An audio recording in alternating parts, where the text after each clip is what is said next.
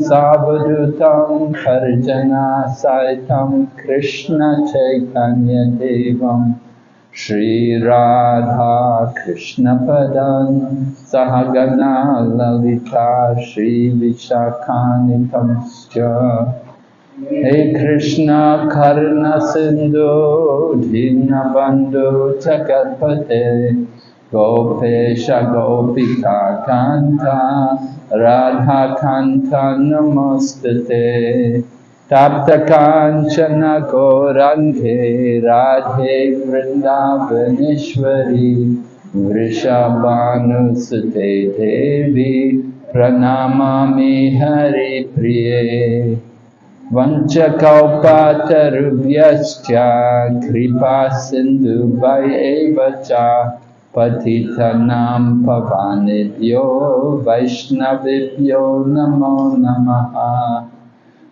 Nama Om Vishnu Padaya Krishna Prestaya Bhutale Srimati Bhaktivedanta Swaminiti Namine Namaste Saraswati Devi Gauravani Pracharine Nirvishesha Shunyavadi Paschatya Deshatarine Jai Shri Krishna Chaitanya Prabhu Nityananda Shri Advaita Gadadhar Shri Vasadi Gaur Bhaktavinda Hare Krishna, Krishna Krishna, Hare Hare, Hare Rama, Rama Rama, Hare Hare. So we're continuing our talk about Srila Prabhupada and pastimes which took place earlier in our Krishna consciousness movement. Of course, this is the Holy Name Week, and we want to understand more how Srila Prabhupada went about distributing that holy name around the world. Yesterday we had the Purnima, and we tried to encourage people to get books like Srimad Bhagavatam. Oh, that was the day before, right? Tuesday. So anyway, today, yesterday was the day, Prabhupada went on he went to America, or took sannyas on Vishwarup Mahotsava, which was on the Purnima. That was on Tuesday. And today we're remembering the glories of the Sankirtan movement. Srila Prabhupada wanted to establish world Sankirtan. I was telling how the devotees came, 3 householder couples came to England and introduced Krishna consciousness in London. And then Srila Prabhupada told them, now you come with me to India. We're going to begin the world Sankirtan movement. And he called different devotees who were big leaders of our Krishna consciousness movement in the different temples in the USA, who were all very somewhat mature devotees, Try to understand, they've been devotees for 2 years or 3 years, they were considered mature, very senior devotees, because it was the very beginning of our movement. But they were full-time devotees, they were completely engaged in Krishna consciousness. And they were going out every day on Sankirtan, and they were managing temples there in the Western countries. And how did they get the money to maintain a temple? That was not an easy thing. Nowadays, of course, the temple, you have so many Hindu people, so many Indian people come, and they have the culture to contribute to support the temple. But in the 1960s and 70s, there were very less Indian living there in the USA. The temples were all Westerners. Our Sunday program in New York, I was in the Brooklyn Temple in New York in 74, 75, and it was all Westerners. You know, very, very rare an Indian person came. There were very few there in New York in those days. It's only in the recent times that more people have come there. But somehow the devotees were supporting the temple. And of course, at one point in New York, they even bought a skyscraper building. They purchased a big building in Manhattan, in downtown Manhattan. They purchased this big building, which was near to the theater area, near to Broadway. And they established a temple there, and Prabhupada also came there, and he liked it. Of course, eventually the devotees decided to sell it, which was maybe not the right thing to do. They sold it and they relocated to another area. And now, of course, they do have a good property in New York. They have a property in Brooklyn which is valued at something like $60 million. You know, they purchased it at a much lower price. They purchased it many years ago in the 1980s. But today, they were, you know, just a couple of years ago, they were offered $60 million. And there was some talk, should we take the money or not? But they decided, no, we should keep the building. The property is more important than the money. And so the devotees still have that building. It's in Brooklyn, the temple. Anyway, in Prabhupada's time, we had a big building in Manhattan, which was good. You know, Manhattan, the center of New York City. And it was a big building. And so there were many devotees. And Prabhupada liked it. He would come there, the devotees would have, there was a theater inside the building, there was an auditorium, and the devotees would do theater, drama there.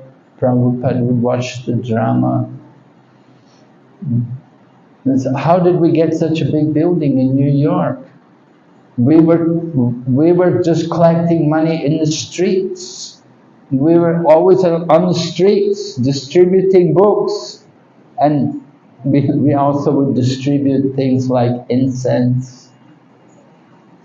I joined the Krishna consciousness movement in London in 1971. And before I had joined the movement, I had been purchasing the incense which the devotees make.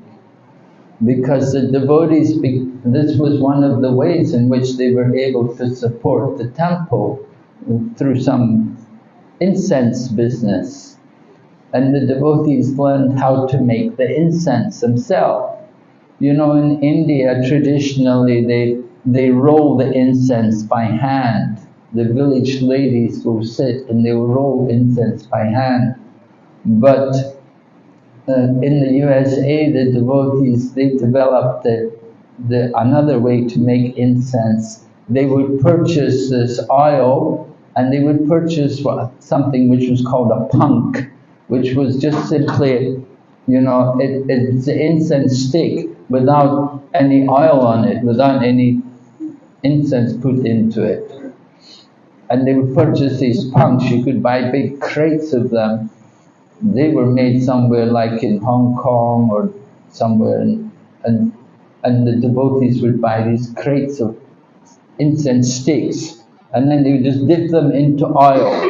They would dip them into the oil and then put them to dry and then put them in packets. And the packet was very nicely designed. It was a very beautiful packet, and Of course, the Maha Mantra was on the packet, and the invitation was there also. That come to visit the temple, you know, you have sunrise meditation, and like that, and Sunday love feast. And so, you know, I was purchasing the incense. It was different incense from what the usual Indian incense. Usual Indian incense is jasmine and sandalwood, but the incense which the devotees make was strawberry, cherry, orange, lemon, you know, heavy, and patchouli, something, you know, very strong, powerful. And so we Westerners, we were more inclined to that kind of incense, very, very fragrant, very powerful. And we were distributing that incense, and when I became a devotee, the first service they gave me was to run the incense business, because the devotees who had come from America to begin the business, they wanted to go back to America. They'd been in England long enough, and they wanted to go back to America. And so I had become a devotee. They told me, you take over the business and you run the incense business. So that was like my first service in Krishna consciousness, doing the incense business. And we would purchase the oil and purchase it and just dip it and then put it to dry. The whole area, the whole street where we lived would smell of the incense, you know. Not all the neighbors liked the smell of the incense. Anyway, we were making incense, and the devotees would help. The devotees would pack it, and I would be the one to go out to the shops, to sell it to the shops, to get the orders. And we would also distribute it sometimes on the street. And it happened one time there was a very big rock concert in London. You know, it was the 1970s, and there were lots of heavy music groups, you know, big name groups like that. The Beatles had been there, and they'd broken up just at that time, and there were other groups, and it was very big. So they organized this big rock concert, and the people who were organizing the concert, they came to our temple and they asked us, they said, we want you to give everyone who comes to the concert, we want you to give them a free stick of incense, and we will pay you for it. And so we said, okay, great, you know, we're going to be there in incense, and we'll have our books there, we were doing book distribution. So this was a very typical thing which we were doing, you know, Hare Krishna devotees. We were always at these kind of festivals, and we were distributing prasadam. People would come and have prasadam, and they'd sit and talk with us and get introduced to Krishna consciousness. Like this, somehow we were getting funds to maintain the temple. But it was not easy. We were always in debt. And there was this one devotee from America, his name was Nara Narayan. So this Nara Narayan, he was like the Vishwakarma of ISKCON. He was very good in carpentry and stuff, you know, making things. So he had been brought to London to build a Rathi Atra chariot car for Rathi Atra. We were going to do Rathi Atra. The only problem was there was no money. Where to get money, you know? It's not easy to put on a Rathi Atra festival. You need to have funds. So I was the only one which had any money in the temple. I had the business. I was running the incense business. So this Nara Narayan Prabhu, he would always come to me and say, where's the money? I've got to get money. And I would try to give him I'd give something, but I'm very miserly, I'm very stingy, you know. So I would only give a little amount and say, oh no, I gotta have more than that. And Nara Narayan was a very passionate guy, you know, he'd get really angry, and sometimes he'd beat up the temple president, you know. you got to give me money. I'm trying to build this chariot for Prabhupada. You should give me money. And he'd start beating the temple president, and then the other big guy from America would come and he would beat up Narayan and say, well, so like this, you know. This was the early days of ISKCON, you know. We were all young and very passionate, and we had a lot of enthusiasm and energy. Anyway, somehow we built the chariot, and Prabhupada came, and Prabhupada took part in the Rath Yatra and everything. So Prabhupada would always like to come to London because he knew his Guru Maharaj, Bhaktisiddhanta Saraswati Prabhupada, had wanted Krishna consciousness established in the Western world. And Bhaktisiddhanta Saraswati had sent his disciples to London, and they hadn't done very much. They had, you know, some old lady or something, and they had registered a place, but there were no real activities going on there. So to all, you know, nobody knew anything about the Gaudiya Math at that time, you know. Although they had gone there and they had met people, they hadn't really done anything substantial to establish Krishna consciousness. So that was in the 1920s. They had gone there to London. So now Prabhupada, in the 1960s, they managed to go. Prabhupada's devotees, they went there and they did something. And they established the temple, and Prabhupada, of course, the whole story about the deities, Radha Landaneshwara, how they got the deities, that was another wonderful thing. Krishna arranged that Radharani had a broken finger. Her little finger was broken. And because the little finger was broken on the deity Radharani, the people who were going to install the deities decided, oh no, we cannot install this deity because she's got a broken finger. And so Prabhupada came and Prabhupada said, we will take the deities. And they took them, they picked them up immediately and walked off with them. And Prabhupada told the devotees, he said, Radharani arranged like this just so that she could come and be in our temple. And so the deities are there, they're installed, they're still worshipped there today. And Prabhupada named them as Radha Landaneshwara. And so Srila Prabhupada was very attached to those deities. He liked very much to come and see the deities. He would always be concerned about the standard of deity worship. He would always be concerned to see that the devotees would worship the deities properly, punctually, cleanly, and the flowers had to be fresh. He liked very much to see the deities nicely decorated.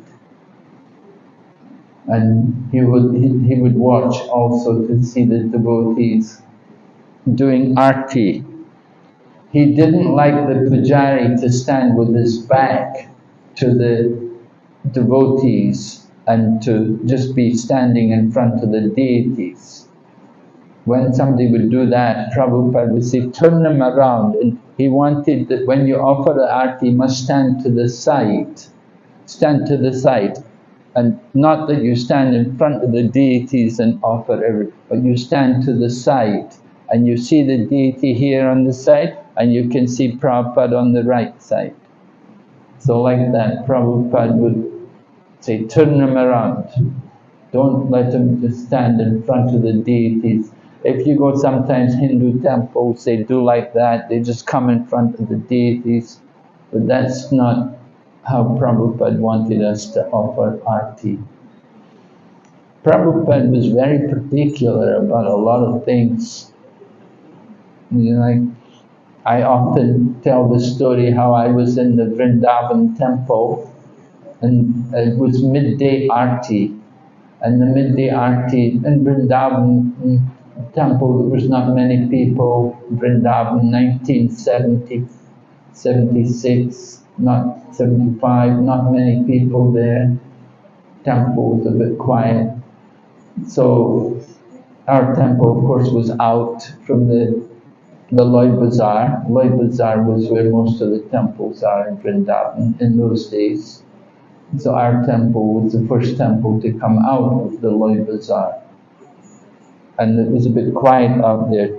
Anyway, it was midday arti, and I started to do a little kirtan. I picked up the kartals and began leading the kirtan. The problem is there was nobody there to play the mridanga. There were very few people there. So anyway, I was leading the kirtan, playing the kartals, and after 5 minutes, Prabhupada's secretary came out and he said, Prabhupada wants to know, why is nobody playing mridanga? Now Prabhupada was not even in the temple room, he was in his own house at the back, behind the temple, but he was listening to the kirtan. He was very attentive to all details, even that you could see that, a midday arti, and he could hear the kartals, he couldn't hear any mridanga. And the secretary came out and said, Prabhupada wants to know, why is nobody playing mridanga?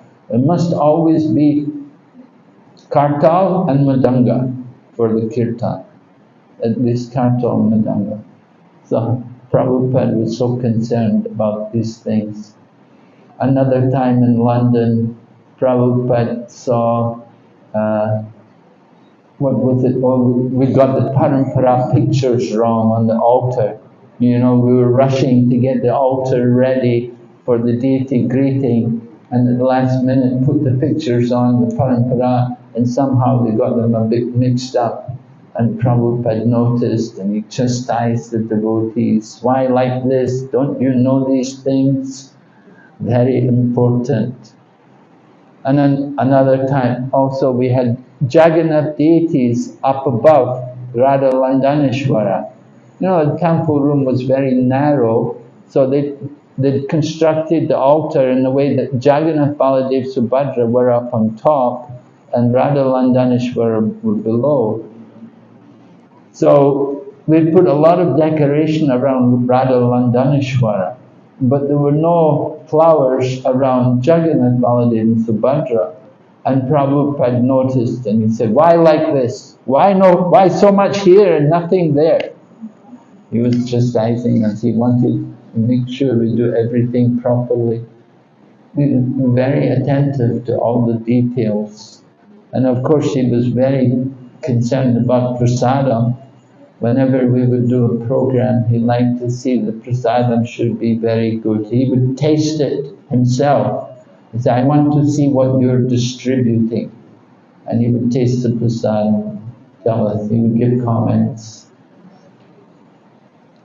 So he was always very much on top of everything. Although he had put a GBC there, but still Prabhupada was on top of everything, and he was noticing, taking care of everything, every detail.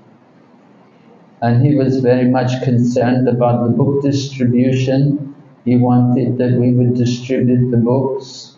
I was telling the other night how in the beginning we were giving the books free, but then Prabhupada said, who's going to pay for the books? We have to pay the printers. He said, you can't just give the books out freely, people should contribute. He said, every gentleman, if they want to read our Back to Godhead, they must give at least 25 cents. So that was like the printing price, So Prabhupada said like that, we shouldn't just give the books out freely, because then after some time there'll be no books. So then Prabhupada was writing books, and the Krishna book was printed. George Harrison had paid for the first printing.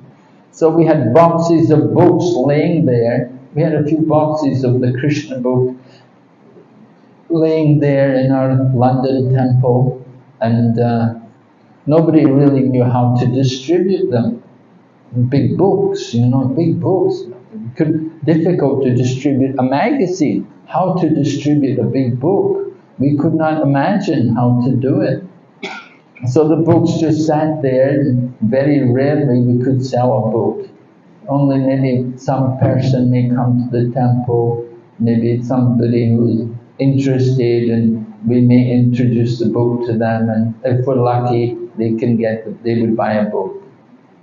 And sometimes it was like that to get fruit for offering to the deities. In London, you know, fruit is not very cheap. It's quite expensive. And fruit is all imported. There's hardly any fruit grows in England. So they import everything, so it's not cheap. And we want to make an offering because every afternoon for the deities, Radha Vandaneshwara would make a very nice fruit offering. Prabhupada had set the standard what should be offered at different times in the day.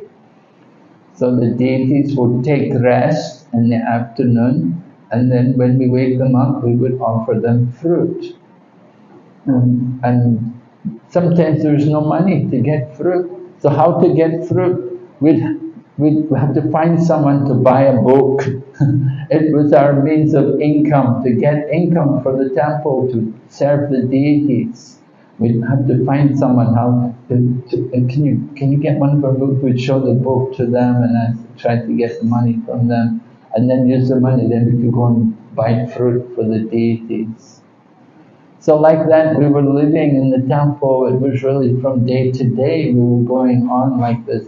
I remember joining and I was thinking, how long can this last? You know, the way we were living, it was just so much fly by night, you know, just day by day, one day after another. There was no fun. And of course, Prabhupada had done like that. He'd gone to America with no money, and somehow he stayed there. He was always thinking, maybe I should go back, but somehow he stayed on.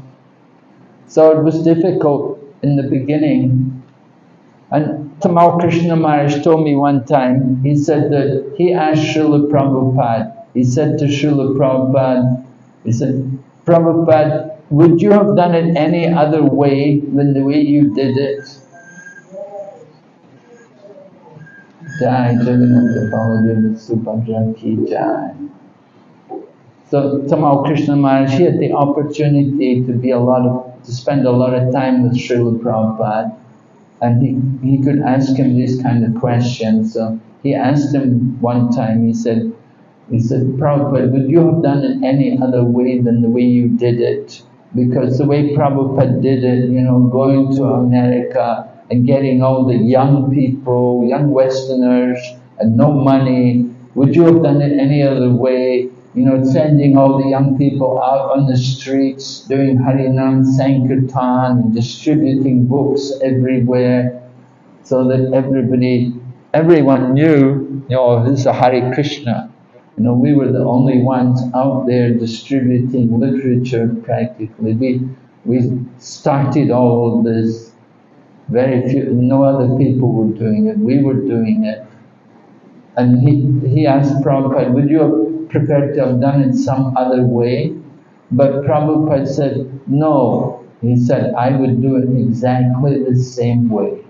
I wouldn't do it any other way. Because how did he do it? He had the devotees go out on Sankirtan. So they were propagating the holy name. They were chanting, and they were seen in all the public places. And even today, devotees, there are countries in the world where the devotees go regularly on Sankirtan. And people have described how one of the landmarks in London is the Sankirtan party, to see the devotees there, the Hare Krishnas chanting. So Prabhupada wanted like that. This is Lord Chaitanya's movement. Lord Chaitanya spent 18 years living in Jagannath Puri, and every day he would have Sankirtan. He would go out just stay in the temple of Puri, he'd go out of the temple and have Sankirtan, get people to chant the holy name. So this is the Yuga Dharma. We have to understand the process for the Kali Yuga, Sankirtan.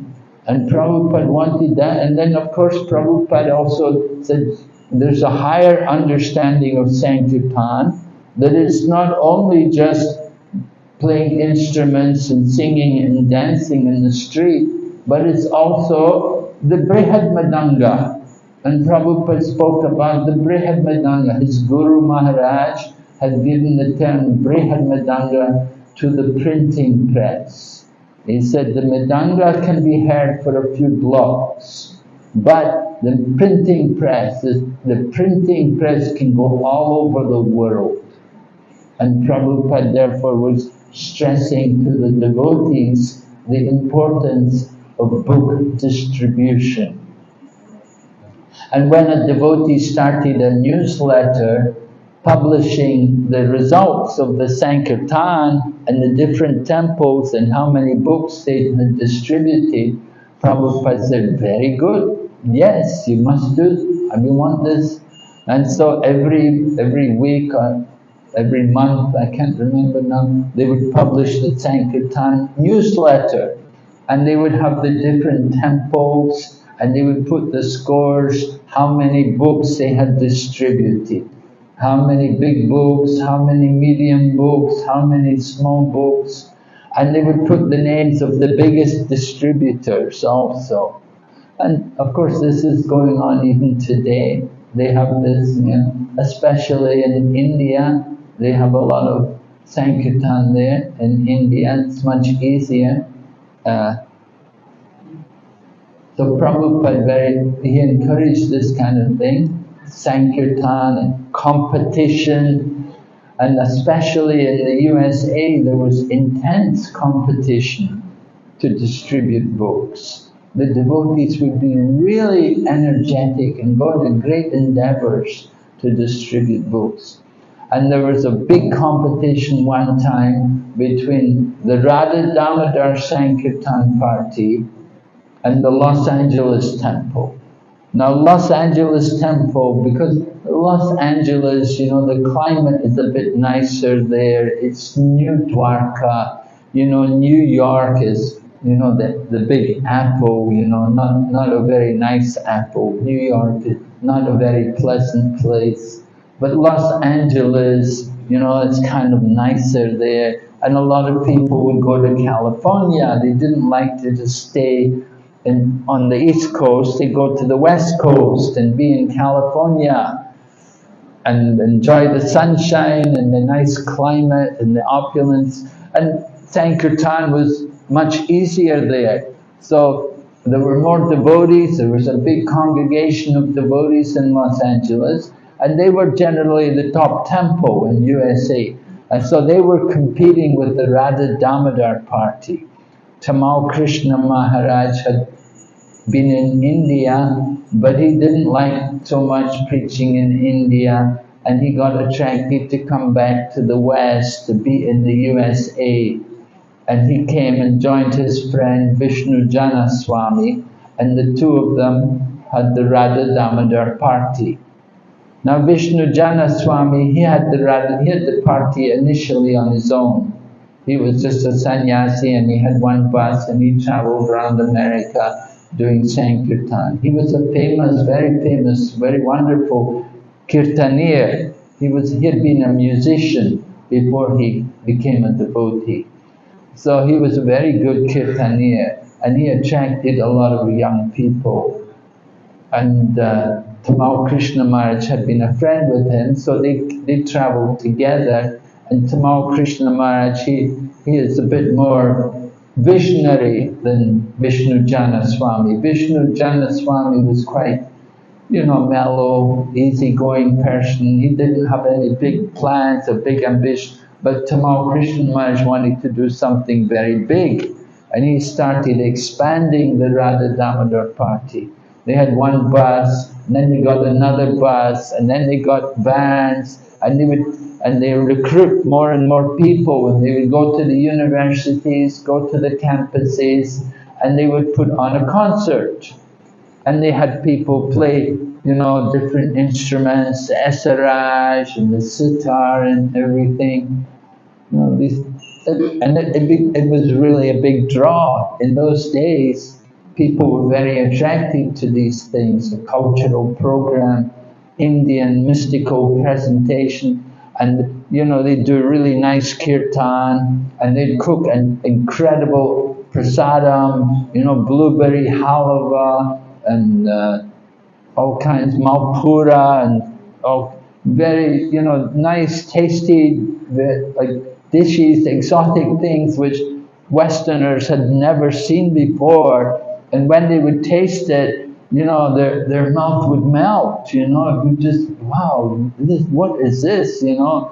They just loved the prasadam, they loved the music.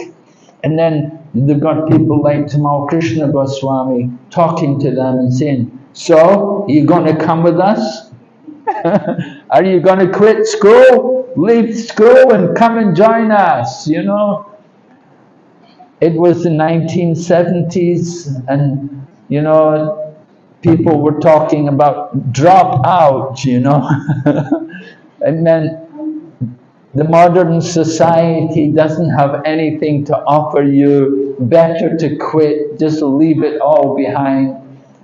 And of course America was involved with Vietnam War at the time. They were drafting many young people to join the military, to go to Vietnam.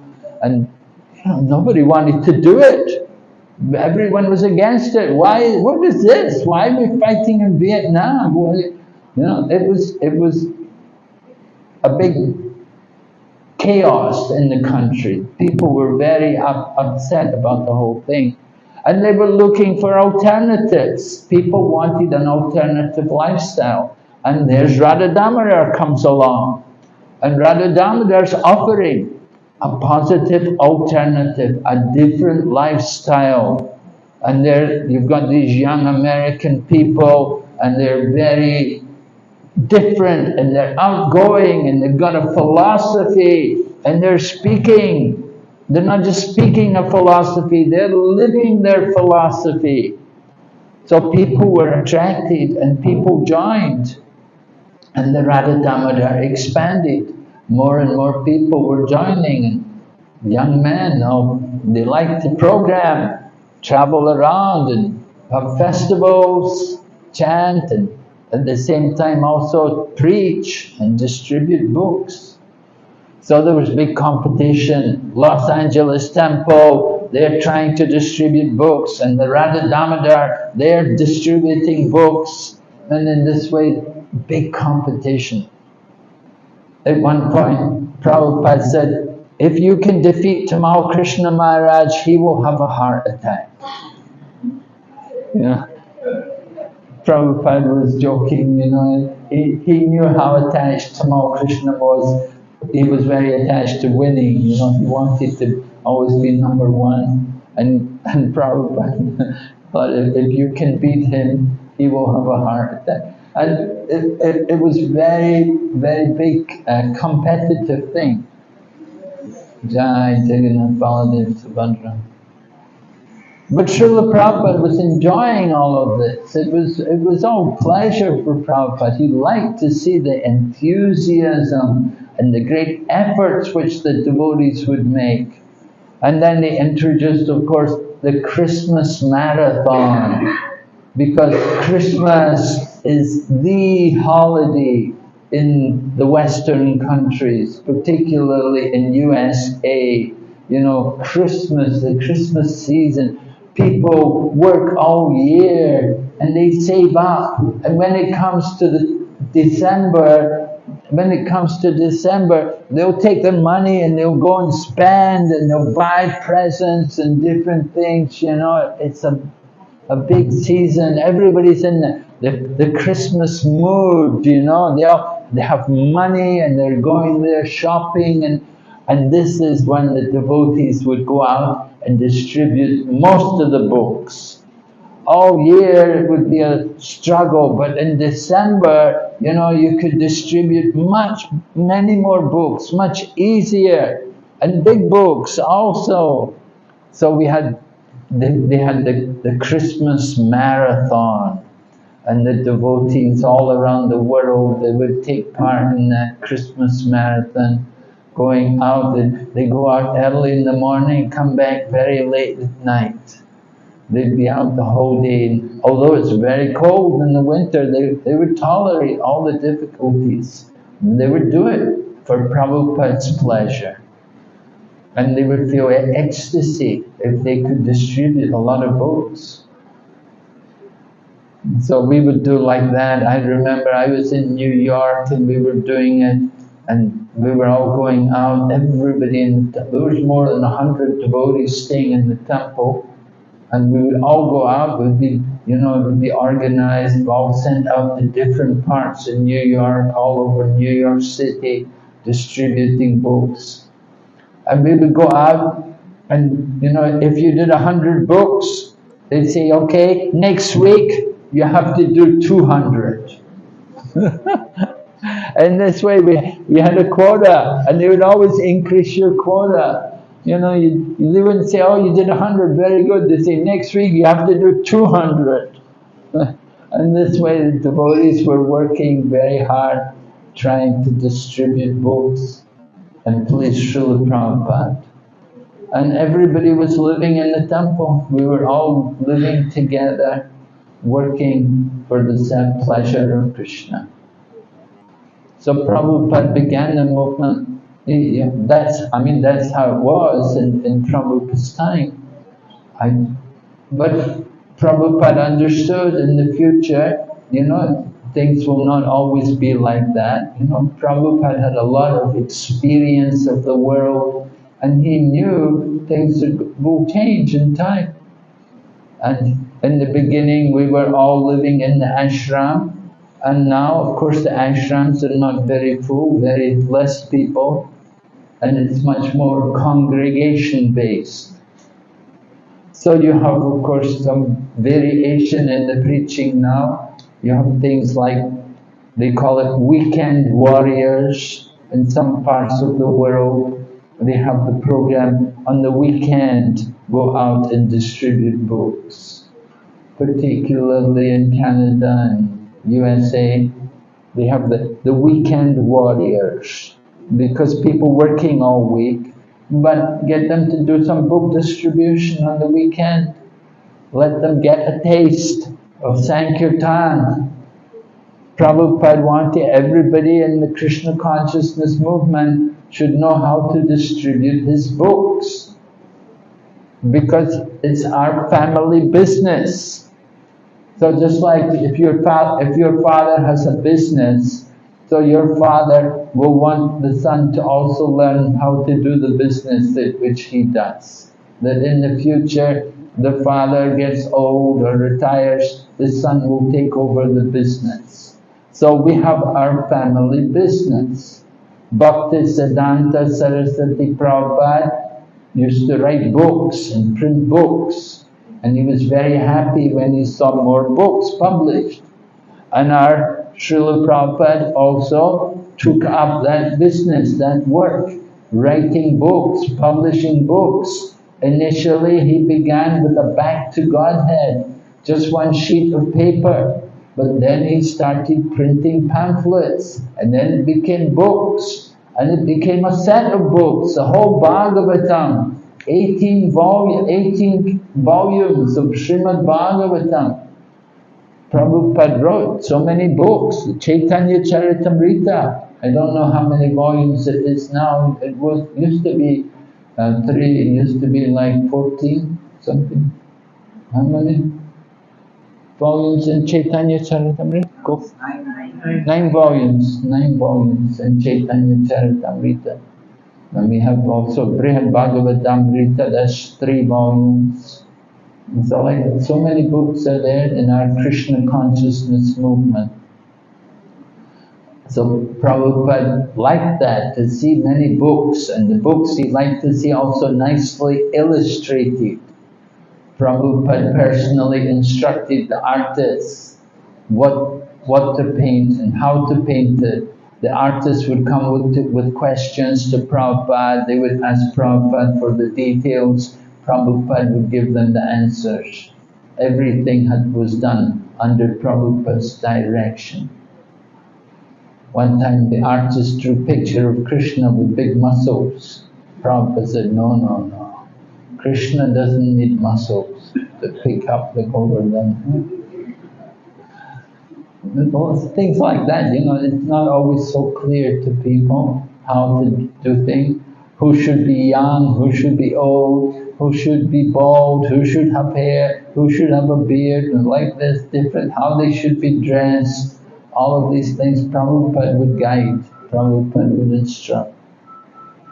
So Prabhupada's books were very important to him and very important to us. It's our legacy, the Krishna consciousness movement. Just like in China, they call Chuanjiabao, right? You know, Chuanjiabao? Ni the Fuchingeni Chuanjiabao ma? The father has, you know, heirlooms, the family treasure. And so when the father, in the will, he'll make a will, the treasure should go to this child, and like how it should be divided. So Prabhupada's treasure, Prabhupada's heirlooms, his books, and of course his temples also. The temples are also Prabhupada's, the deities, but especially the books, very important, the knowledge which is there in the books. And Prabhupada dedicated so much time writing the books, waking up in the middle of the night and writing the books. That was Prabhupada's ecstasy, to be dictating Srimad Bhagavatam. So we are so fortunate we could relish all of these things. Srimad Bhagavatam, nobody had really presented Srimad Bhagavatam, anything like what Srila Prabhupada did. And it's accepted by scholars and people all around the world. So Prabhupada wanted us to distribute these books, so he organized, he said we should go to the different universities and colleges and introduce the books. So the devotees did that in the USA. They went to the universities and met the scholars and got orders and so on. But then we decided we could do it in other countries as well. So I was in India at the time, and they organized the BBT traveling party to distribute Prabhupada's Bhagavatams and Chaitanya Charitamrita, Bhagavad Gita, distribute Prabhupada's books in the universities in India. And we traveled around India. This was in the 1970s. We traveled around India with books. The books all came from America in those days. Nothing was printed in India. We were able to import a few books. So we had books, but we didn't have a full set of books. We just had a few volumes, whatever we could get. You know, Prabhupada was still writing. 1970s, you know, Prabhupada was writing 9th canto, 1976. He was on the 9th canto, had not been published yet. 7th canto had just come out, and then the books had to be shipped from America to come to India. And so there was only limited volumes of books. But we would take whatever books we could get, and we traveled around India, and we went everywhere. We went to every place, and we went to all the different government offices as well, and introduced Prabhupada's books. Now often when we would go to the government office, they would say, oh, I need permission before I can order. No, I have to get permission. And we'd ask, who do you have to get permission from? They say, oh, if the chief minister recommends, then I can get. So chief minister, you know, chief minister of each state in India, they're big people, you know, they're very important people. And so we would go and try to see the chief minister. You know, it's always very busy, We would speak to his secretary, And the secretary would usually be a very nice, pious man. And we'd tell him, you know, we just want to get the chief minister to sign this paper for us. And then the chief minister's secretary would say, what paper is that? He said, oh, we just want this, if you could just sign this paper for us, and that will help us to introduce our books. And we would give the secretary, we give him a free magazine and tell him, if you can help us do this, it will be very good for you. Lord Krishna will bless you.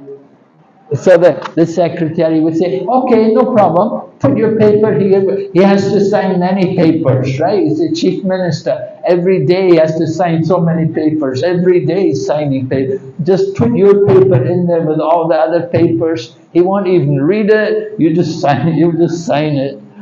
So like that, we got the recommendations for Prabhupada's books from the different chief ministers. You know, we would write the recommendation, they would put it onto the chief minister's letterhead, and he would sign it. And then we would take it to the different institutions. The chief minister recommends these books. And we told Prabhupada when we were doing, Prabhupada said, very good. Prabhupada said, Krishna gave you good intelligence, how to do it. So Prabhupada appreciated, he liked to hear all these things. Because Prabhupada himself had distributed books. Before he went to America, he took orders from the different government places. And we were taking also orders. We would call it a standing order. And we tell him, when the next book comes, you will get a copy. Yes, you know. Because the books had not all been printed yet. And they were printing like 7th canto, 3 volumes. 6th canto, 3 volumes, 5th canto, 2 volumes, 4th canto, 4 volumes, 3rd canto, 4 volumes. You know, it was a lot of books, you know. And we didn't have all the books. Whatever books we had, we'd sell them to the temple, we'd sell them to the schools and universities and put the books in there. And we'd say, but when we print more, we'll send you more. And so like that, gradually, of course, things changed and we were able to print books. Now they print, of course, in India, and they have all the books there. So, and then the 4 volumes became 2 volumes, and the 5th canto became 1 volume, 6th canto 1 volume, 7th canto 1 volume. Bigger books, you know. Became a bit easier. But in the beginning, we were just doing 1 volume, a few volumes, whatever books we had. We just, somehow we would get these libraries and colleges and things to take the books. So it meant a lot to Prabhupada. Prabhupada loved to hear about how his books were being distributed. And when he would hear the figures, he would feel very happy. I remember him saying though, I remember one time in New York, there was this one devotee, his name was Tripurari, and he became a sannyasi. He's a sannyasi today. He's not in ISKCON now, because but he's still an active preacher of Krishna consciousness. He went to one of Prabhupada's godbrothers, and then he went on his own. He has his own society now. But his name was Tripurari, and Prabhupada called him an incarnation of book distribution. An incarnation of book distribution. So he used to distribute a lot of books. He was very expert in getting people to take books. But Prabhupada, I remember, he was there in New York one time when Prabhupada came, and Prabhupada was saying, don't force people to get the books. They must want to take the book. You should not force them to take the book. And Prabhupada didn't like that people would complain. Some people would complain, they forced me to get the book, they forced me. So Prabhupada told this devotee, he told all of us, and particularly that devotee, that don't force people, don't push people. Let them buy the books if they want. One time in India, the devotees were doing a program in the palace of one Maharaja. And they had a program, and Prabhupada told the one devotee, I think it was Hansadura Prabhu, he told Hansadura Prabhu, he said, ask the Maharaja to purchase a set of our books. So the Prabhu spoke, he gave a talk, and he asked the Maharaja, so we have all these books, would you like to purchase a set of the books? And the Maharaja said, no, it's okay, I have so many books, I don't need your books, I have so many books. So the devotee asked Prabhupada afterwards, he said, did I say something wrong, Prabhupada? He didn't buy the books. And Prabhupada said, no, he said everything you said was all right. He said, it's okay. He said, people want to buy the books, let them buy the book. We cannot expect everyone will purchase all the time. But he said, you spoke well, and that's the main thing. So Prabhupada understood. He said maybe you should have spoken Srila Prabhupada, and then he would have purchased the books. But Prabhupada said, he said, well, if I had spoken and he didn't purchase the book, then it would not be very good for him. So that's why I didn't speak. So Prabhupada understood sometimes. He didn't want anything unfortunate to happen to people. He liked to bless people. Okay, any question? Anybody? Anything? Everything? Yes, Prabhu? Chen?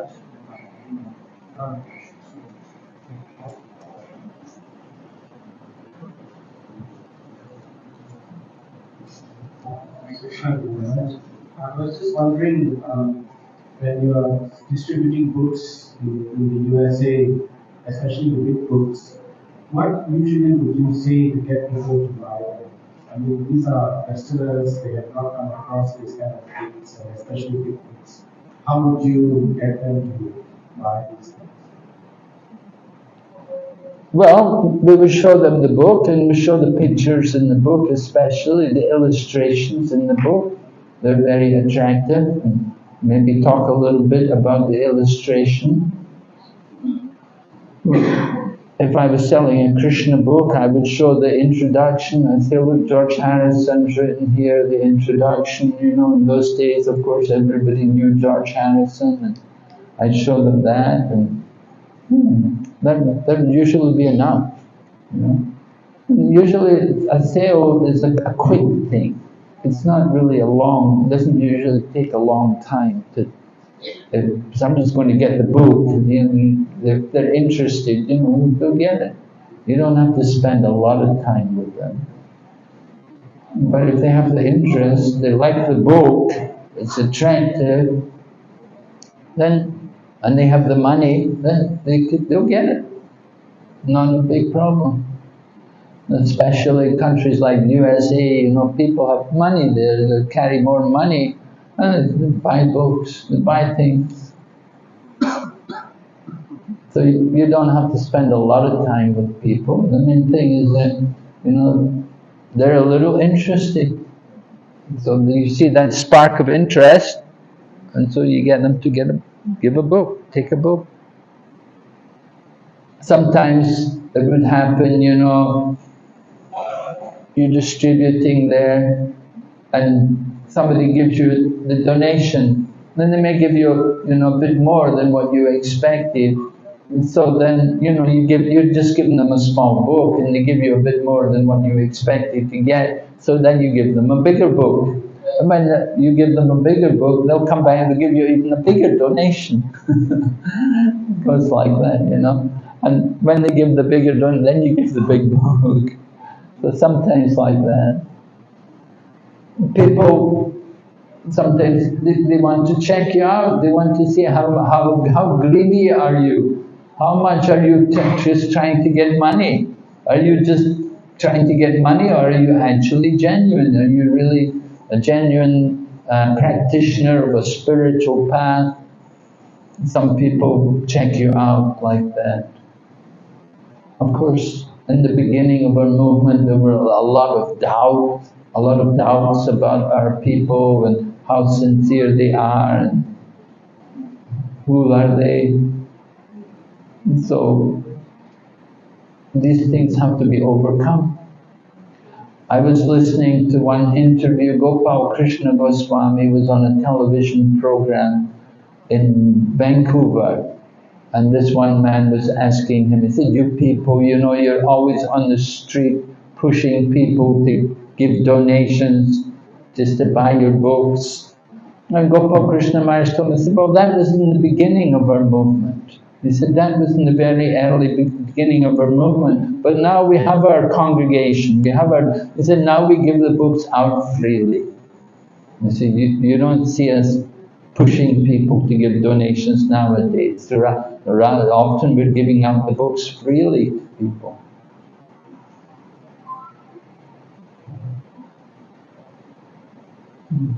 Chanti Prabhu.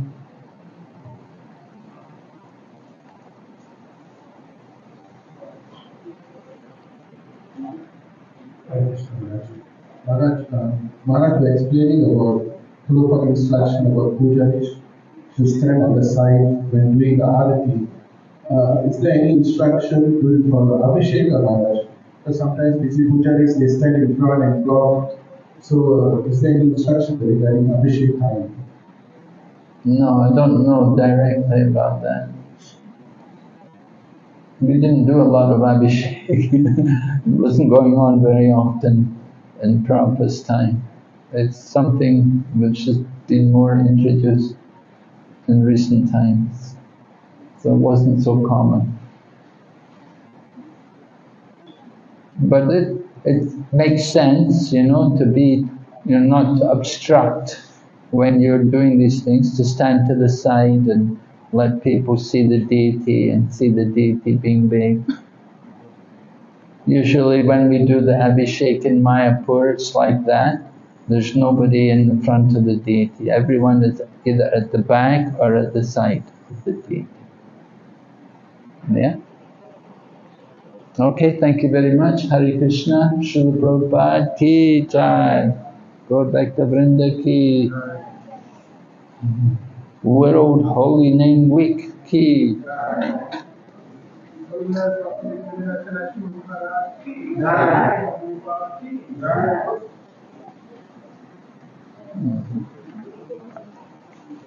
Some Mahaprasadam here for everybody.